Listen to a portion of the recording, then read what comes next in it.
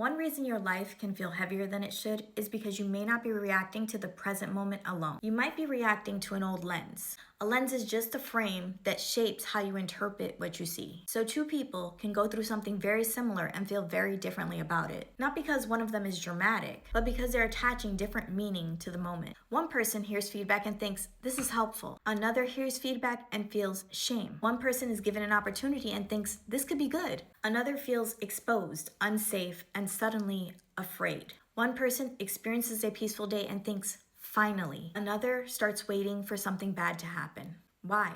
Because life is not only happening in the present. A lot of it is being interpreted through what came before. And that's important because people do not just respond to events. They respond to what those events seem to mean. Through criticism, through unpredictability, through humiliation, through family problems, through environments that taught you what to expect. For example, if you learn that peace never lasts, calm might feel fragile. If you learn that being seen leads to attack, visibility will feel dangerous. If you learn that making mistakes leads to shame, trying something new might feel harder than it looks. That does not automatically mean that the present moment is dangerous, but it may mean that old expectations just got activated.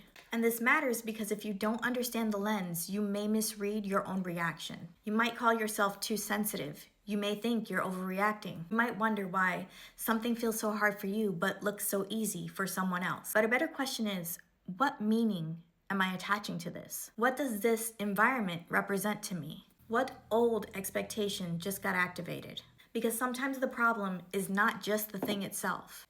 Sometimes the problem is the meaning, your history attached to it. I think a lot of women live with this without realizing it. They think they're reacting to the mess, but they're reacting to what the mess used to mean. Failure, judgment, exposure, loss of control. They think they're reacting to visibility, but they're reacting to what visibility once cost them. They think they're reacting to peace, but maybe peace doesn't feel familiar enough yet to trust.